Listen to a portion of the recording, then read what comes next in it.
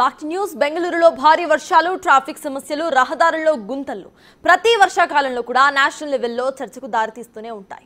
ఇక బ్లాక్ బక్ అనే company CEO Rajesh యాబాజీకి చేసిన ఒక ట్వీట్ కర్ణాటక వ్యాప్తంగా కూడా దుమారం రేపింది. ఇప్పుడు ఈ విషయం జాతీయ స్థాయిలో మరోసారి రచ్చలేపింది. రోడ్లు గుంతలతో నిండిపోయాయి. దుమ్ముతో ఉన్న రోడ్లతో విసిగిపోయాను. పరిస్థితి చాలా ఇబ్బందికరంగా మారిపోయింది. గత 5 ఏళ్లుగా ఈ పరిస్థితిలో ఎటువంటి మార్పు కనిపించలేదు. ఇక్కడి నుంచి వెళ్ళిపోదాం అని అనుకుంటున్నాను అని సీఈఓ రాజేష్ యాబాజీ పోస్ట్ చేశారు. ఈ ట్వీట్కి కర్ణాటక ప్రభుత్వం నుంచి టు బ్లాక్ మెయిల్ అనే తరహాలో సమాధానం వచ్చింది.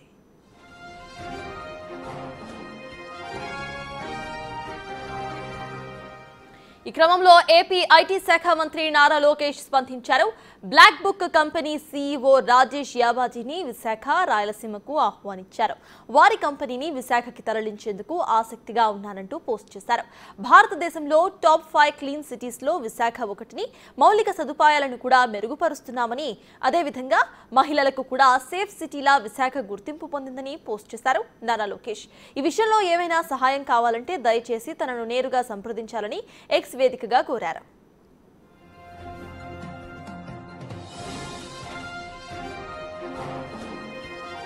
దీనికి ఉప ముఖ్యమంత్రి డీకే శివకుమార్ స్పందిస్తూ ఘాటు వ్యాఖ్యలు చేశారు. ఈ బెదిరింపులు, బ్లాక్ మెయిల్ అన్న పదాలు ప్రభుత్వం పట్టించుకోదు అని వ్యాఖ్యానించారు.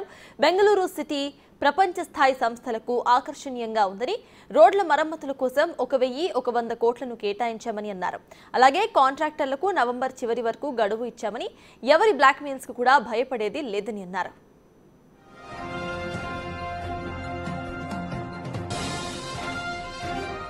ఈ వ్యాఖ్యలపై ఏపీ మంత్రి నారా లోకేష్ స్పందించారు.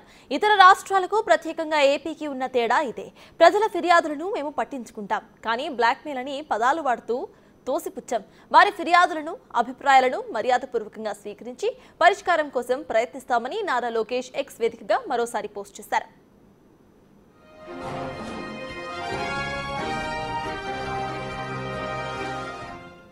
బ్లాక్ బక్ సీఈఓ స్పందిస్తూ ప్రస్తుతం ఇక్కడ కొనసాగటం చాలా కష్టంగా ఉండటంతో బయటకు వెళ్లాలని నిర్ణయించుకున్నామని అన్నారు. గత కొంతకాలంగా తన సహోద్యోగులు సగటు ప్రయాణం 1.5 గంటలకు పెరిగిపోయిందని అన్నారు.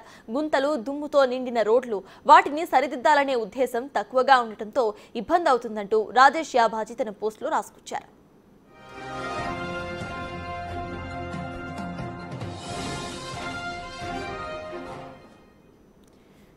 బ్లాక్ బక్ అనే కంపెనీ సీఈఓ రాజేష్ యాబాజీ చేసిన ఈ ట్వీట్ ఇప్పుడు సంచలనంగా మారింది. 2 రాష్ట్రాల మధ్య కూడా ఇప్పుడు ఒక పొలిటికల్ వార్ సైతం కనిపిస్తోంది. దీనికి సంబంధించిన పూర్తి డీటెయిల్స్ మా ప్రతినిధి శివన్ అడిగి తెలుసుకుందాం. శివ, చెప్పండి. ప్రెసెంట్ మనం చూస్తున్నాము, ఇటు రాజేష్ యాబాజీ చేసిన పోస్ట్ కింద అటు కర్ణాటక గవర్నమెంట్ స్పందించడం, అనంతరం కూడా ఇటు నారా లోకేష్ స్పందిస్తూ ఆయనను వైజాగ్ కు ఆహ్వానించడం, ఈ మొత్తాన్ని కూడా ఎలా చూడాలంటారు? సత్తాజ్, మొత్తం మీద చూసుకుంటే ఇప్పుడు రాజకీయకరమైన పోటీ లేకపోతే రాజకీయపరమైన విమర్శలు, ప్రతి విమర్శలు అంటం కంటే కూడా ముఖ్యంగా చూసుకుంటే కర్ణాటక, ఆంధ్రప్రదేశ్ ఈ 2 రాష్ట్రాలు కూడా పెట్టుబడులను ఆహ్వానించడంలో, అలాగే పరిశ్రమలు తరలించడంలో పోటీ పడుతున్నాయనేది మనం కీలకంగా భావించాలి. ఆంధ్రప్రదేశ్ సంబంధించి కొత్తగా ఏర్పడిన రాష్ట్రం, గత 5 సంవత్సరాలు జరిగిన వాటికి చాలా కంపెనీలు వెనక్కిపోయాయి. కానీ కూటమి సర్కార్ అధికారంలో రావడంతో కొత్త సంస్థలు ఆంధ్రప్రదేశ్కి వచ్చేందుకు ప్రయత్నాలు ప్రారంభిస్తున్నాయి. గత కొన్ని సంవత్సరాలుగా చూసుకుంటే ప్రధానంగా 5 సంవత్సరాల కాలంగా బెంగళూరు రోడ్లకు సంబంధించి గుంతలమయం, అలాగే ఎక్కడ నీళ్లు అక్కడ నిలిచిపోవటం, దుమ్ము, ధూళి, చెత్త చెరంతో నిండిపోతుంది. బ్లాక్ బక్ అనే కంపెనీ సీఈఓ ఆయన గత 10 రోజుల క్రితం ఒక ట్వీట్ చేశాడు. ఆ ట్వీట్ ఎన్నిసార్లు ప్రభుత్వాన్ని చెప్పినా పట్టించుకోవట్లేదు. గతంలో 10 నుంచి 20 నిమిషాల వ్యవధిలో గమ్యస్థానాన్ని చేరుకునే తమ ఉద్యోగులు ఇప్పుడు గంట నుంచి గంటన్నర, 2 గంటల సమయం పడుతుంది. తద్వారా చాలా ఇబ్బందుల పరిస్థితులు ఏర్పడుతున్నామని చెప్పి ఆయన ట్వీట్ చేశారు. దానికి ప్రతిగా మంత్రి నారా లోకేష్ కూడా ఆంధ్రప్రదేశ్లో పెట్టుబడులు పెట్టేందుకు ఆహ్వానిస్తూ విశాఖపట్నం, రాయలసీమ ప్రాంతాల్లో ఇన్వెస్ట్ చేయాలి, మీ పరిశ్రమ నెలకొల్పాలి, దానికి పూర్తి స్థాయిలో అన్ని రకాల మౌలిక సదుపాయాలు కల్పిస్తాం, ఏ రకమైన అవకాశం ఉన్నా తనను డైరెక్ట్గా సంప్రదించాలని చెప్పి ట్వీట్ పెట్టాడు. ఆ ట్వీట్కి కూడా రీట్వీట్ చేసిన పరిస్థితి కనిపించింది. ఆ తర్వాత కర్ణాటక ఉప ముఖ్యమంత్రి డీకే శివకుమార్ చాలా ఘాటుగా వ్యాఖ్యలు చేశారు. బెదిరింపులకి బ్లాక్మెయిల్కి తాము భయపడే ప్రసక్తే లేదు. ఈ సంవత్సరం నవంబర్ నాటికి రోడ్లన్నీ పూర్తి చేస్తాం, దాదాపుగా 1100 కోట్ల రూపాయల నిధులు కేటాయించామని చెప్పి ఆయన ట్వీట్ చేసిన పరిస్థితి కనిపించింది. ఆ తర్వాత దీనికి కౌంటర్గా మంత్రి నారా లోకేష్ చాలా ధీటుగా రిప్లై ఇచ్చారు. తాము ప్రజా సమస్యల పట్ల అలాగే పారిశ్రామికవేత్తల పట్ల ఈ రకమైన ధోరణి ఎప్పుడు ప్రదర్శించాం. ప్రజా సమస్యలు కార్పొరేట్ కంపెనీల విషయంలో సాధారణంగా వారి సమస్యలను వినతులను విని వారి పరిష్కారం దిశగా చర్య తీసుకుంటామని చెప్పి కూడా మరొక ట్వీట్ చేశాడు. సో ఆ ట్వీట్ల మధ్య రెండు రాష్ట్రాల మధ్య కొంత పెట్టుబడుల వార్ కొనసాగింది. తాజాగా కర్ణాటక ఐటీ శాఖ మంత్రి ప్రియాంక ఖార్గే మరొకమైన పోస్ట్ చేశాడు. తెలంగాణ ముఖ్యంగా చూసుకుంటే కర్ణాటకకు సంబంధించి జీడీపీ 8.5% వృద్ధి చెందింది. అలాగే ఆస్తి వాటాకు సంబంధించి 5% వృద్ధి రేటు ఉందని చెప్పి ఆంధ్రప్రదేశ్కు సంబంధించి కూడా పారాడైట్ అని చెప్పి ఆయన వివాదాస్పద వ్యాఖ్యలు చేసిన పరిస్థితి కనిపించింది. దీనికి మంత్రి నారా లోకేష్ చాలా ఘాటుగానే రిప్లై ఇచ్చారు.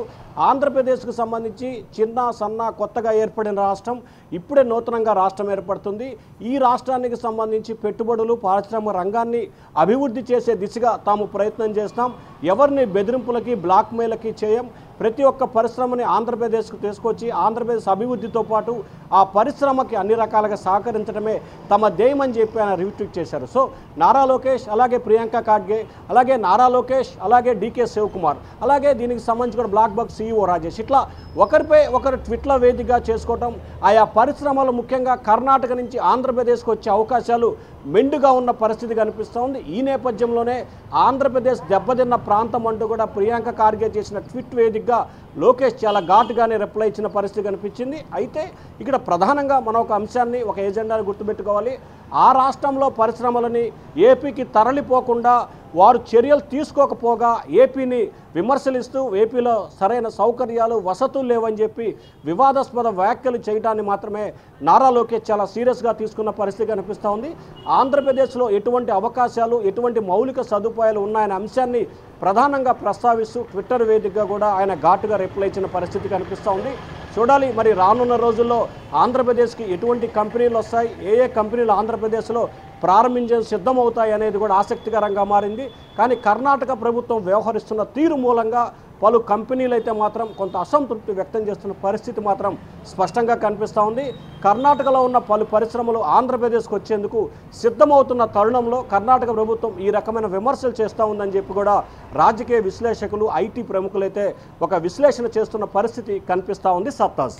Yes, thank you Shiva. మొత్తానికి ఇటు కర్ణాటకకు సంబంధించి బెంగళూరుకు సంబంధించి రోడ్లకు సంబంధించి చేసిన కమెంట్ ఏదైతే ఉందో CEO రాజేష్ యాబాజీ దానికి ఇటు కర్ణాటక ప్రభుత్వం ఘాటుగా స్పందించింది. అయితే ఏపీ గవర్నమెంట్ దీన్ని ఆపర్చునిటిస్టిక్గా తీసుకొని ఇటు వైజాగ్ రావాలి అంటూ కూడా నారా లోకేష్ ట్వీట్ చేశారు. మరి దీనికి సంబంధించి రాజేష్ యాబాజీ ఎలా రియాక్ట్ అవుతారు అనేది చూడాలి. ఎందుకంటే తన ట్వీట్లో ఆల్రెడీ బెంగళూరును వదిలి వెళ్ళాలి అనే ఆలోచనను ఆయన ముందుంచారు. కాబట్టి మరి ఆయన వైజాగ్ వచ్చే ఆలోచన చేస్తారా లేదా?